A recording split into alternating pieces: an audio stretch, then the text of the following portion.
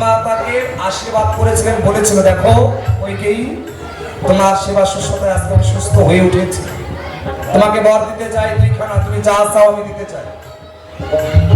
আমার মা কইকেয়ী তখন বলেছিলেন দেখো আমার আর বরের দরকার এখন নাই, মানে দুটা বর যা চাইবে তাই দেবে, আমার যখন দরকার পড়বে আমি সময় মতন চেয়ে নেব। আমার পিতা যখন দেখো অযোধ্যায় ঘোষণা করলো ভাই আমাকে না সিংহাসনে বসাইতে চেয়েছিল, কি ঘটনা ঘটে আজকে দিব পরিচয়।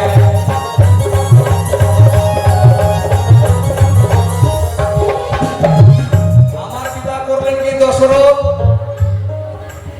অযোধ্যায় ঢোল পিটিয়ে দিলেন, ভাই প্রেশারটা কমে যাবে, মনে দিবে এই মনিটর দাও, ওই মনিটর আমার মনিটর ঠিক আছে। আমাকে রাজসিংহাসনে বসাতে চাই যখন আমার বিমাতা, সৎমা কিন্তু না, সৎমা সবাইকে বলাও যাবে না,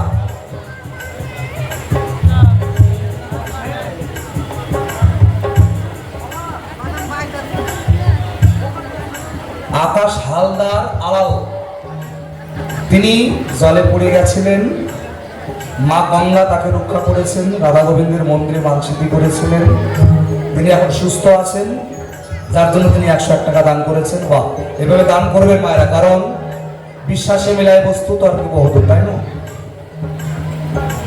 কোথায় ছিলাম ভুলে গেছি, বারবার এত আন কথা মনে থাকে, কোথায় ছিলাম? হ্যাঁ, মানে বিমাতা যে সৎমা আর মা এর মধ্যে ভাগ আছে, তারতম্য একটু আছে। যিনি সৎমা তিনি বিমাতা নন, তিনি সৎভাবে সৎ চিন্তায় সন্তানদের বড় করে তোলে, সবাইকে আপন মনে করে, সৎভাব, তিনি সৎমা। আর বিমাতা যিনি নিজের সন্তানকে ছেড়ে অপরকে ছেড়ে না, তিনি হলেন বিমাতা।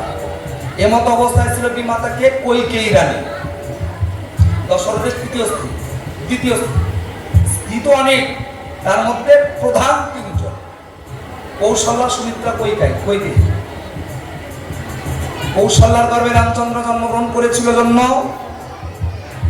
এই রাজা বানানোর দিনই আগের দিন গিয়ে এই কইকেয়ীর যারা পারিষদগণ দাসীবাদী যারা ছিল তাকে কুমন্ত্রণা দিতে শুরু করলো। রাজমাতা ও রানীমা একটা কথা কই, বলে বলো, বলে ভয়ে বলবো না নির্ভয়ে বলবো? নির্ভয়ে বলো।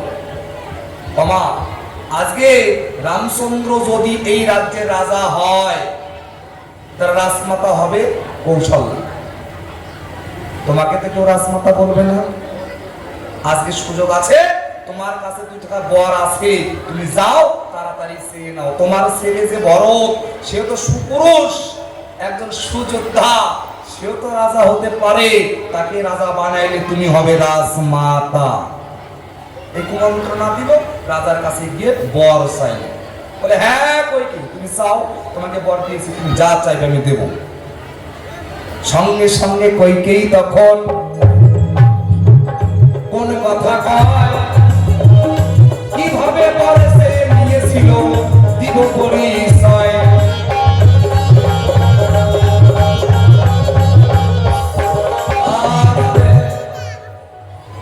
দিয়ে বলছে হে প্রভু, হে রাজেন, আমি আপনার কাছে 2খানা বর পাই। হ্যাঁ তুমি পাবে তো, সে বর এখন আমার চাই। হ্যাঁ বলো, আমি এখন খুব আনন্দে আছি, তুমি যা চাইবে আমি তাই দেব। বাক্য দিয়েছিলেন, যার জন্য সুযোগ নিয়ে প্রথম বর চাই নিল যে রামচন্দ্রকে রাজা নয়, ভরতকে করতে হবে রাজা। আর দ্বিতীয়বার রামচন্দ্রকে 14 বছর জন্য বনবাসে যেতে হবে। সঙ্গে সঙ্গে মাথায় হাত, যার সর্বনাশ, প্রাণের অধিক যে আমার সন্তান রামচন্দ্র, তাকেই বনবাসে পাঠাতে হবে। এদের বাক্য দিয়েছে, বাক্যই ব্রহ্ম, নষ্ট করা যাবে না। সঙ্গে সঙ্গে রামচন্দ্রকে করলো আদেশ, তুমি রাজ্য ছেড়ে চলে যাও। রামচন্দ্র কোনো কথা না বলে চলে গেল বনান্তরে। একে একে 14 বছর কাটে, যখন ফিরে গেলেন তখন নিজের মায়ের কাছে না গিয়ে গেল বিমাতার কাছে। অমা, মাগো, আমি এসেছি তোমার দ্বারে। 14 বছর বনবাসে ছিলাম, কোনোদিন কোনো কষ্ট হয় নাই, কিন্তু মনে একটা প্রশ্ন ছিল, আমি তোমার কাছে কোনোদিন অন্যায় করি নাই। আমি রামচন্দ্র তোমার কাছে কোনোদিন অপরাধ করি নাই, বিনা দোষে কেন তুমি তাহলে আমাকে অপরাধী হিসেবে 14 বছর বনবাসে পাঠাও? জবাবটা দাও। কইকেয়ী রানী বলছে, রামচন্দ্র, অপরাধ ছিল। কি অপরাধ জানো? কি? তোর মা কৌশল্যা, সে যখন নগরে কোনো জায়গায় যায় তাকে কি বলে সবাই জানিস? কি? দেখো, ওই ভগবান রামচন্দ্রের মা কৌশল্যা রানী হেঁটে যায়, ভগবান রামচন্দ্রের মা। কিন্তু আমি রামচন্দ্র যখন কোথাও যাই, আমাকে তো কেউ ভগবান কয় না, মানে ভগবানের মা কয় না। জানিস, আজ যদি তুই কৌশল্যার গর্ভে জন্ম না নিয়ে আমার গর্ভে জন্মগ্রহণ করতি, সবাই আমাকে বলতো ভগবানের মা। কি? আর ভগবানের মা হওয়ার শখ কার নাই? আমারও ছিল, যার জন্য তুই আমার গর্ভে আসিস নাই বলে তোর মায়ের কাছে তোকে আমি দূরে রেখেছি। সঙ্গে সঙ্গে রামচন্দ্র করল অভিশাপ। ছি ছি ছি, তুমি মা, মা হয়ে সন্তান চিনতে পারো নাই। অমা, তুমি মা হয়ে আরেক মায়ের চোখের জলে ঝরে যায়, তুমি খোঁজও নেও নাই। অভিশাপ করছি দান, আমাকে গর্ভে নেওয়ার তোমার খুব শখ, খুব সাধ, আমি তোমার গর্ভে আসবো। করছে অভিশাপ, আগত জন্মে জন্মে তোমার গর্ভে জন্মগ্রহণ করব, কিন্তু তোমার ঘরে আমি থাকিব না। সেদিন বুঝবে সন্তান থেকে না থাকার জ্বালা কত বড়।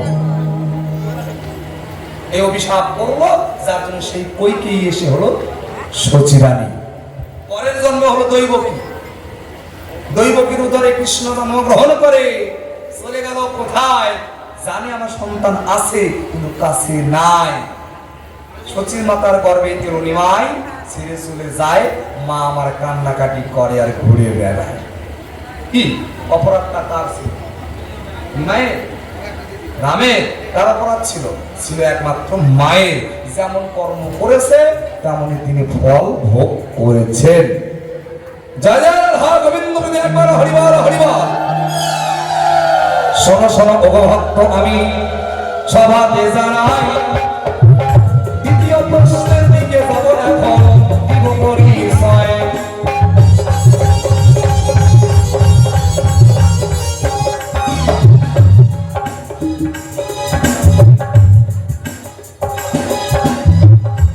তাহলে দ্বিতীয় প্রশ্ন কি করেছেন? বউকে ছাড়লা কেন? আচ্ছা, আমার কথা বলে অসুবিধা হচ্ছে কি আপনাদের? আমি যে কথা বলছি অসুবিধা হচ্ছে কি? তাহলে মাকে ছাড়লাম, বউকে কেন ছাড়লাম? ওই জায়গার একটু ছোট্ট গল্প। যখন 14 বছরের বনবাসে যায়, শাস্ত্রে তো বলা অনেক রকম, কি মা? মানে এক রামায়ণ তো এক মুখে একরকম হয় না, অনেক মুখে অনেক রামায়ণ আছে। কি? সেখানে একটা ছোট্ট গল্প আপনাদের সবার আছে জানা। যখন বনান্তরে ছিল রাম লক্ষ্মণ সীতা একটা তালপাতার কুঠি নির্মাণ করে, সে সময় দৈনন্দিন রামচন্দ্র আর লক্ষ্মণ মিলিত হয়ে বনে ফল চয়ন করতে যায়। ফল, এ ফল চয়ন করতে গেল যখন, সেখানে রাবণের বোন শূর্পণখা, কি রাবণের বোন শূর্পণখা একজন সুন্দরী রমণী রূপে ধারণ করে বনের মধ্যে ঘোরাঘুরি করে। রাক্ষস যাকে পাবে খাবে, এই চিন্তাধারা করে সুন্দরী রূপে ধারণ করে ঘুরে বেড়াচ্ছে। হঠাৎ গিয়ে দেখে দুইজনের ব্রাহ্মণ পুত্র গাছের ফল পাচ্ছে, দেখে পাগল হয়ে গেল। যা সর্বনাশ, এত সুন্দর রূপ! মানে রাম লক্ষ্মণ ফল পাড়ায়, তাকে দেখে পাগল হয়ে গেছে শূর্পণখা ওই জায়গায়। এত সুন্দর রূপ, এরকম মানুষ তো কোনোদিন দেখি নাই। সঙ্গে তার কাছে গিয়ে প্রকাশ করল, তোমরা কে আমি জানি না, কিন্তু আমার মনের বাসনা তোমাদের দুইজনের মধ্যে কেউ যদি আমাকে বিয়ে করতে, আমি খুশি হতাম। সঙ্গে সঙ্গে রামচন্দ্র করে, না, আমি বিয়ে করতে পারবো না, তুমি আমার ভাইয়ের কাছে যাও। লক্ষণের কাছে গিয়ে যখনই কয়, লক্ষণের নিয়ম ছিল পরনারীর বদন সে হেরে না। কি পরনারীর মুখের দিকে কোনোদিন তাকায় না লক্ষণের ধর্ম। বারবার বলাতে কান নিপ থেকে বান নিক্ষেপ করে মারলেন ছুঁড়ে, নাগার কান করলো ছেদন। সঙ্গে সঙ্গে রাক্ষসী রূপে ধারণ করে দিল দর্শন। এত বড় স্পর্ধা, তুমি আমার নাক কান ছেদন করলে, এর বিচার আমার নিতেই হবে। এই বলেই চলে গেল রাবণের ঠাই। রাবণের কাছে গিয়ে যখন এই কথা শোনায়, সঙ্গে সঙ্গে রাবণ তখন সুযোগ পেয়ে যায়। যার সর্বনাশ, যার আশায় আমি এতদিন ধরে এখানে পড়ে আছি, সে চলে এসেছে আমার পাশাপাশি। করে নাই, তাদের হত্যা করিবার পরে মায়াম্বিককে পাঠায়। সেখানে অনেক ছলনাময়ী ছলনা করার পরে রামচন্দ্র যখন ওই হরিণ ধরিতে যায়, হরিণ লুকিয়ে রামের শরীর কান্নাকাটি করে আর কয়, কোথায় ভাই লক্ষ্মণ, প্রাণ যায়, রক্ষা কর। সীতা বিচলিত হয়ে বলে, রাম লক্ষণের ঠাই, লক্ষণ তুমি যাও, তোমার দাদার বিপদ হয়েছে, উদ্ধার করে নিয়ে আসো। বারবার বলার পরে যখন গেল না, তোর কটু কথা বলতে শুরু করলো সীতা লক্ষণের কাছে। তথাপিও লক্ষণ যখন কটু কথা শোনে, তখন গিয়ে সে রাজি হয়। যাওয়ার পূর্বে তার পিতা তার স্বামীর নামে গন্ডি কেটে দিয়ে চলে গেল। দেখো মা, আমরা যতক্ষণ ফিরে আসবো না, এই যে দাদার নামে আমি গন্ডি কেটে গেলাম, এর বাইরে তুমি যাবে না বলে চলে গেল। যখন সেখানে ব্রাহ্মণদের বৈষ্ণব এসে এসেছিল কে?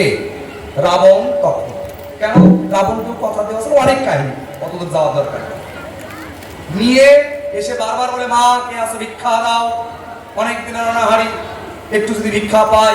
সীতা বলে, আমার যাওয়ার কায়দা নাই, ভিতরে এসে ফলগুলো নিয়ে যাও। বলে, আমি ত্রিকালদর্শী ব্রাহ্মণ, আমি কারো ভিতরে গিয়ে ভিক্ষা গ্রহণ করি না, আজ 7 দিনের উপবাসী। আমি যদি মারা যাই, তোমার শ্বশুরের সম্পত্তি ধ্বংস হয়ে যায়। এই কথা যখন বলেছে, টুক করে ওই গন্ডির বাইরে চলে গেল। সেটা আমার শ্বশুরের বংশ ধ্বংস হবে, মাথায় নষ্ট। চলে গেল যখন, নিজের রূপে ধারণ করে রাবণ ধরিল, তখন তারা হাত লঙ্কায় নিয়ে চলে গেল। রাম লক্ষণ ফিরে এসে দেখে সীতা আর নাই। সেদিন সীতা নাই জন্য রামচন্দ্র বনান্তরে খুঁজে বেড়ায়, তাও যখন পায় না, মনের আশ, হে সীতা, তুমি আজকে আমাকে ছেড়ে চলে গেছো, আমার মনের দুঃখ তুমি বুঝতে পারলে না। তুমি যদি আমাকে ছেড়েই যাবে, তোমার বনে আসার কোনো কায়দা ছিল না, তুমি না আসতে। কি আমি তো তোমার কই নেই, তুমি আমার সাথে চলো বনবাসে, তুমি নিজে থেকে এসেছিলে, আজকে আমাকে নিজে থেকে সরে যাও। আজ তুমি ছেড়ে গেছো, আমিও তোমাকে একদিন ছেড়ে চলে যাব। বোঝা গেছে? সেজন্য সেই সীতা এসে হলো কে? বিষ্ণুপ্রিয়া। আর তাকে ছেড়ে নিমাই আমার চলে গেল। কি বলবো আপনাদের ঠাই, এখনকার দিনের সেদিনে একটা শিক্ষা দিয়ে গেছেন, জীবকে বুঝাইতে, হে জীব, হে নারীগণ, কোনদিন নিজের গণ্ডির বাইরে যাবার না, না না। যদি গণ্ডির বাইরে যাও, তোমার কুল কিনারা খুঁজেও পাবে না। এখনকার দিনের মায়েদের আর কি কব, বলার দরকার নাই, কই দেখলে রাগারাগি করতে পারে। বাবা কি অনেক কাহিনী গল্প আছে। থাক, এই যে তোমার কথার জবাব কথায় হইয়া যায়, এই কারণে প্রভু আমার বিষ্ণুপ্রিয়াকে ছাড়িয়া যায়।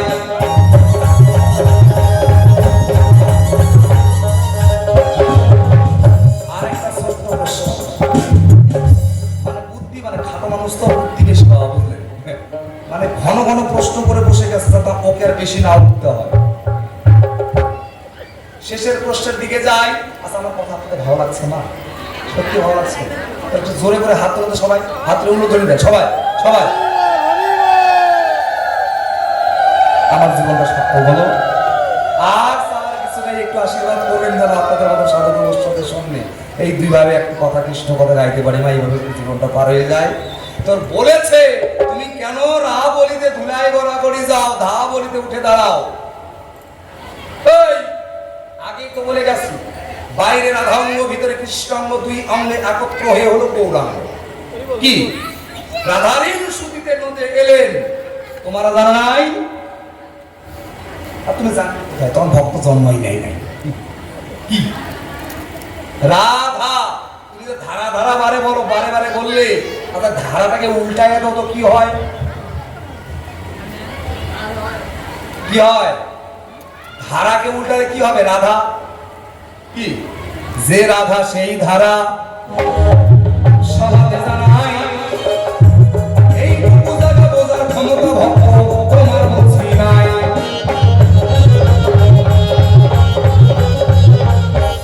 যাহা জিজ্ঞেস করলে তুমি জবাব হইয়া যায়। দ্বিতীয়বারে আর বেশি কথা বলার দরকার বটে নাই। এই পর্যন্ত পরিকল্প ভাবে রাধা কান্দেশ্বরী যাদব ভক্ত সবে বলো হরি হরি হরি হরি হরি হরি হরি। তুমি 16 আনা করে নিয়ে এসেছো ভাবে, নাকি ভগবান আমাদের পাঠিয়ে দিয়েছে পূর্ণ 16 আনা দিয়ে? এসে এই ভবের হাটে কেনা বেচা করতে গিয়ে কিছু জমায়েত তো করতে হয় নাকি মা? তুমি জমা পুঁজি সবই খতম করে ফেলো, আর শেষ বয়সে গিয়ে যদি বলো আমি কার নৌকায় উঠিব ভাবিরে বুঝি তাই, তাই কি আর হয় বাবা? সময় গেলে সাধন হবে না, যেমন সময় থাকিতে সবকিছুই করতে হয় রে মন। ভক্ত বড় শক্ত করেছে জিজ্ঞাস, হে প্রভু তুমি একই কর্ম করিলে, মাকে ছেড়ে গেলে, নিজের স্ত্রীকে ছেড়ে গেলে। আমরা জানি মা জন্ম দিয়েছে, বড় করেছে, লালন পালন করেছে, সুন্দরভাবে মানুষ করেছে। কেন? নাকি বৃদ্ধ বয়সে সে ছেলে যেন তাকে পার করতে পারে। কি আপনার ছেলেকে মা বড় করছেন কেন? আপনি যখন বৃদ্ধ হবেন আপনাদেরকে যেন যত্ন করে রাখতে পারে। তা না করে তুমি মাকে ছেড়ে চলে গেলে। আবার বলেছে বউ বউ বউ বউ বড় ধন। ইস এত বউ! এই বউয়ের জন্য পাগল নাকি বিশ্বের জনগণ? তা সেই বউকেও তুমি ছেড়ে গেলে, তার অপরাধ কি? দেখো, বিনা দোষে প্রভু আমার কাউকে কোনোদিন সাজা দেয় না, এক, আর কাউকে ছেড়েও যায় না। যে যা কর্ম করবে তে তেমনই ফল পাবে। আগেই বলেছে ক্ষমা। এতক্ষণ ভক্ত যা বলেছে, নৌকার কড়ি তো লাগে। আচ্ছা আপনাদের গান ভালো লাগছে কি? একটা কথা বলেন, গান ভালো লাগছে? তাহলে পিছনে পিছনে না থেকে একটু হাত, যারা যারা আসবে একটু সামনে সামনে আগে আসে, করা যাবে না? আপনাদের চরণে হাত দিয়ে বলছে, যে যেখানে আছে সবাই কাছে আসেন তো দেখি। সবাই কাছে আসেন, সবার চরণে হাত দিয়ে বলছি মারা আসেন, নাহলে কিন্তু এখন গান শুরু করবো। কি কবি তুই কইলে বন্ধু আমি আমার কাছে সব রোগের ট্যাবলেট আছে, টেনশন নিয়ে নেই। কি মার আপনার উঠবেন না নাকি? মায়েদের চরণ ধরে বলি, একটু কষ্ট করে একটু সামনে এসে বসেন, দেখতেও ভালো লাগবে, কথা বলতেও ভালো লাগবে, গানও ভালো লাগবে। কি দ্বিতীয়বারে জিজ্ঞাসা করেছেন, অবশ্যই তার জবাব দিতে চাই। এবার গানের ছন্দে গিয়ে তার জবাবটাও দেব, আরো কিছু কথা বলে যাব সভায়।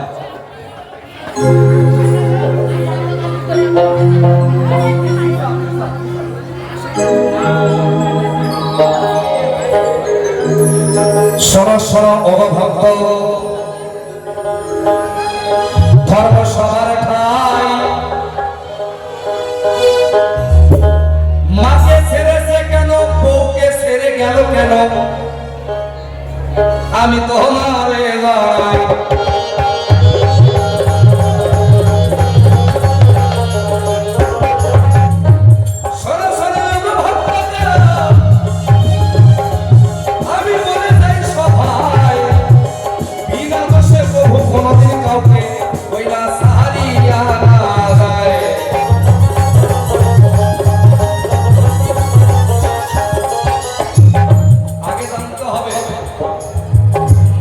মাকে আর বউকে, আচ্ছা ফ্যানটা বন্ধ হয়ে গেল কেন?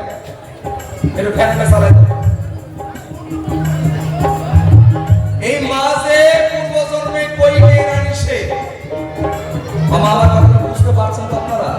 আচ্ছা কে কে বা হাত প্রস্তুত করে হাত ধরে তো দেখি।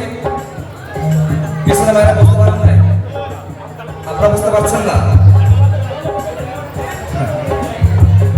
মাকে সারে কেন, বউকে সারে কেন?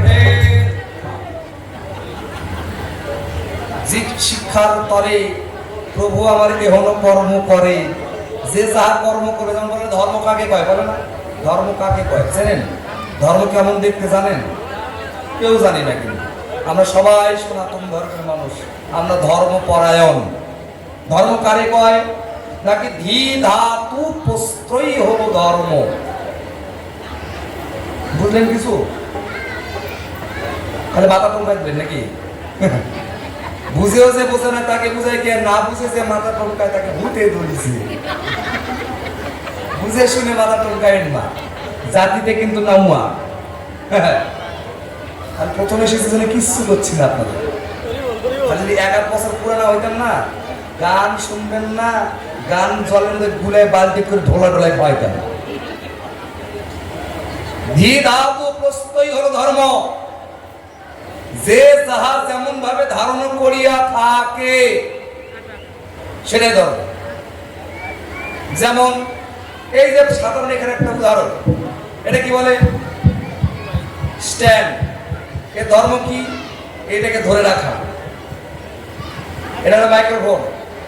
এই মাইক্রোফোনের ধর্ম কি? আমি যা বলে দেবো ও ক্যাচ করে এর মধ্যে দেওয়া, মানে ওর ধর্ম হলো ধরে নেওয়া। বুঝিয়ে নেবেন কিন্তু। এর ধর্ম কি? এখান থেকে নিয়ে সেই মিক্সারে নিয়ে যাওয়া।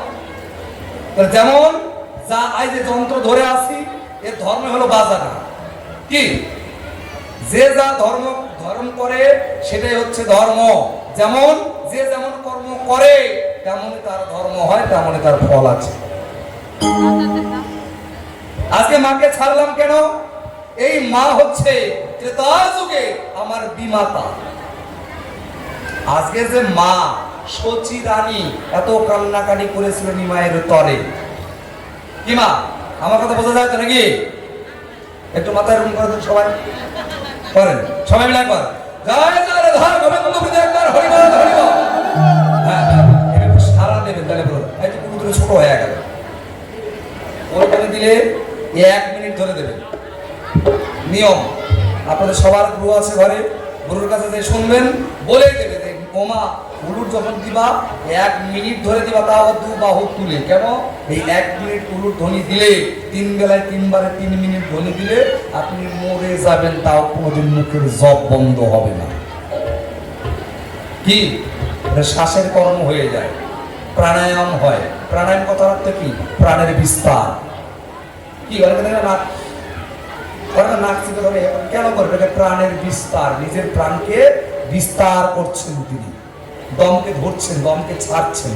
তদ্রুপ 1 মিনিট করে ধরে দিবা, দেখবা নিজের মনটাও হালকা হবে। বাবারও একটু 1 মিনিট ধরে হরি ধরে দিবা। এইভাবে জয় জয় রাধা গোবিন্দ প্রতি একবার হরি বল হরি বল।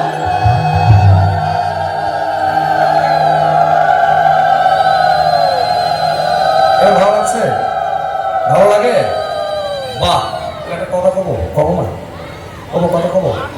আমার কথা রাখবেন তো? আমি এবার প্রথম এসেছি, এসে দেখলাম ছোট ছোট সব বাবুরা, কমিটির সব বড় বড়, মানে এত বড় বড় সব ভক্ত, কমিটির সদস্য এতটুকু। তাই কাকু আমি কি হলো ওইদিকে গেলাম, তখন ধরে ফেলেছে। তাই দেখো না, আমরা এত সুন্দর একটা অনুষ্ঠান করতে চাইছি, অনেক টাকার খরচা, তো তুমি যখন এসেছো তো তুমি চান্দা দিবা না? মানে আমার গাড়িটা আটক করে ফেলেছে ওই জায়গায়। চান্দা দিবা না? আমি দিব তো। তাহলে দেও, কয় টাকা নিবি? এই 11 টাকা দেও। 11 টাকা না, আমি তোর আর একটু বেশি দেবো। কখন দেবো? এখন দেবো। এই অনুষ্ঠান আপনাদের কি? আপনাদেরই ছেলে পেলে লাগিয়েছে, আপনাদের মাইক, আপনাদের প্যান্ডেল, আপনাদের শিল্পী, আপনাদের গান, আপনাদের সব আপনারা লাগিয়েছেন। এর অনেক খরচা। তো তোমার একটা কথা বলবো, বেশি কথা কই না, অল্পতে সময় নাই, 2 মিনিট সময় নেবো, একটা ছোট্ট করে কথা বলবো। আপনাদের যারা আছেন বেশি চাইলে 51 টাকা করে সবাই দিয়ে যান। দেবেন না? 51 টাকা কারো কাছে নাই। আমি বেশি সময় নেবো না কিন্তু, কারণ আপনাদের কিছু কব না। কেন কব না জানেন? এখানকার যারা শিল্পী রয়েছে তাদের কব। ওরা বাইরে যখন যায়, আমাদের গ্রামের মায়েরা ভালো, আমাদের মায়েরা না বলতে বলে ধ্বনি দেয়, টাকা 10 টাকা কাছে 100 টাকা বের করে দেয়, এরা খুব বড় বড় গল্প করে অনেক কালেকশন করে বাবা কমিটিকে দেয়। এবার আপনাদের গ্রামে এসেছি, ওই শিল্পীদের গ্রাম বলেছে না দেন আপনাদের বদনাম কিন্তু গোটা বিশ্ব জগতে হবে। কি হবে না? যখনই আপনাদের এই সনিকা দাসী যে বড় বড় মঞ্চে কবে এই দিন থাম, তোদের গ্রামের মায়েরা টাকা দেয় না, কবো আমি তখন আপনাদের মান সম্মান থাকবে, তখন থাকবে? থাকবে মা, থাকবে? কথা হয় না, থাকবে কি? থাকবে না। অতএব বেশি জরুরি করবো না, যে মায়ের ভালো লাগবে এসে দেবেন। তবে এই দান আমার জন্য না, এটা আমাদের ছোট ছোট কমিটি ভাইদের হাতেই আমি কিন্তু তুলে দেওয়ার চেষ্টা। এই যে দেখো দেখো দেখো, আমার মা জননী আমার কথা বুঝতে পেরেছে, করেছে 52 টাকা দান। সবাই একটু অনুদান দেন, কেমন পারবে?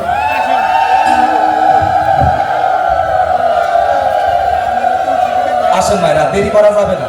আমি কিন্তু অনেকে সুরে সন্দেহে ডাকে, আমি ডাকা ভালো হয়েছে। যাদের কাছে 51 টাকা নাই তারা 21 টাকা নিয়ে আসেন, যা আছে নিয়ে আসেন। আজকে প্রথম দিন, এইটা তুলে আমি ওদের হাতে দেবো, বলবো এই যে তোরা আমার গাড়ি আটক করে দিয়েছিলি সামদার জন্য, এই যে যা পাইছি বাবা তোরা নিয়ে বাইরে আসেন। ওমা নড়াচড়া করেন না কেন? না আসলে কিন্তু এখানে দাঁড়িয়ে থাকবো, হবে চুপচাপ করে। হ্যাঁ আসেন দেখিনি, আমি ধরে রাখছি। দেখেন আরেক মা তিনি 60 টাকা দান করলেন, আরেক মা 50, আরেক মা তিনিও 10 টাকা দান করলেন, আরেক মা 50 টাকা দিলেন, আরো 5 টাকা ব্যাক করবো, মা দিচ্ছি। হরিবল হরিবল, দেন দেন ভাই আসেন। যে কয়জন মা আছেন যদি দিতে শুরু করেন না, অনেক টাকা হবে গো, সত্যি বলছি। আসেন, অনেকটি টাকা হবে। আসেন, বেশি চাইনি, 51, 21। এখানে এসেছেন জমিটা তো কিনে দিয়ে যান। ও মায়েরা আসেন, যা দিবেন হাতে তাই যাবে সাথে। এই দেখেন এই দেখেন এই দেখেন, মানুষটা দেখেন কত বড়, দেখেন। এটা দেখেও তো একটু লজ্জা হওয়ার দরকার। হরিবল হরিবল, আমা আসো আসো আসো, দেরি করো না। হরিবল মায়েরা, একটুকু দেরি করো না গো, দেরি হয় না, কারণ সময় হাতে নাই। অন্যদের গান আছে, সেটাও গাইতে হবে। আরেকবার তিনিও 50 টাকা দান।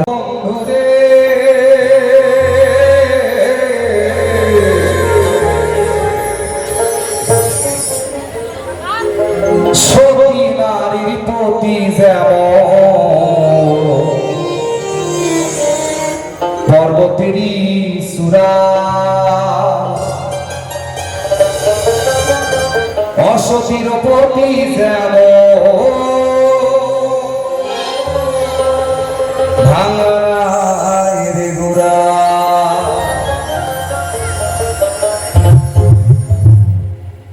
দাগা দিবার সায় রে বন্ধু, সারিয়া না যায়, অন্তরে অন্তর মিশায়া ধীর গান গায়।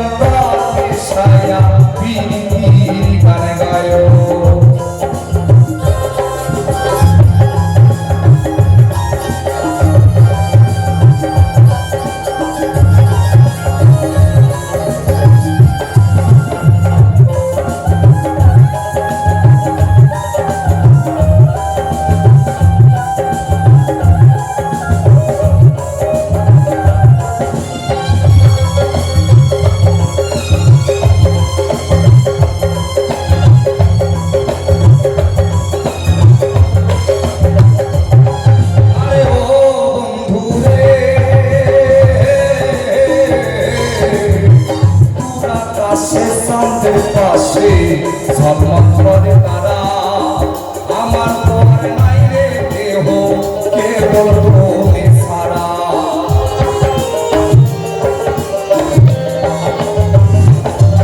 আরে ও বন্ধু রে, দূর আকাশে চাঁদের পাশে ঝলমল করে তারা। আমার তো আর নাই রে দেহ কেবল তুমি ছাড়া। তুমি সারিয়া না যায় রে বন্ধু, সারিয়া না যায়। অন্তরে অন্তর মিশাইয়া পিরিতি গানে গায়। অন্তরে অন্তর মিশাইয়া পিরিতি গানে গায়।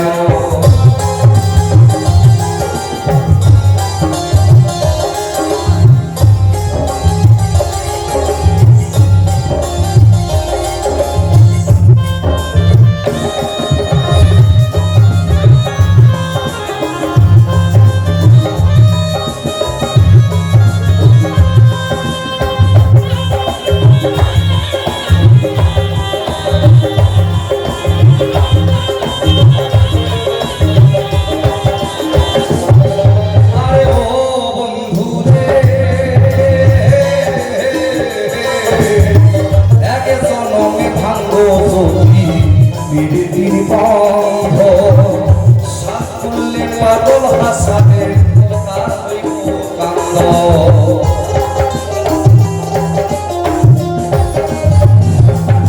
আরে ও বন্ধু রে, এক জনমে ভাগ্য যদি ধীরে বন্ধ, সাত করলে পাগল হাসানে সার হইব কান্দ। তুমি বাধা দিবার সায় রে বন্ধু, সারিয়া না যায়। অন্তরে অন্তর মিশাইয়া পিরিতি গানে গায়। অন্তরে অন্তর মিশাইয়া পিরিতি গানে গায়। আসমানে যায় না বন্ধু ধরতে পারো না, পাতালে যায় না বন্ধু ছুঁইতে পারো না। আসমানে যায় না বন্ধু ধরতে পারবো না, পাতালে যায় না বন্ধু ছুঁইতে পারবো না। তুমি বুকের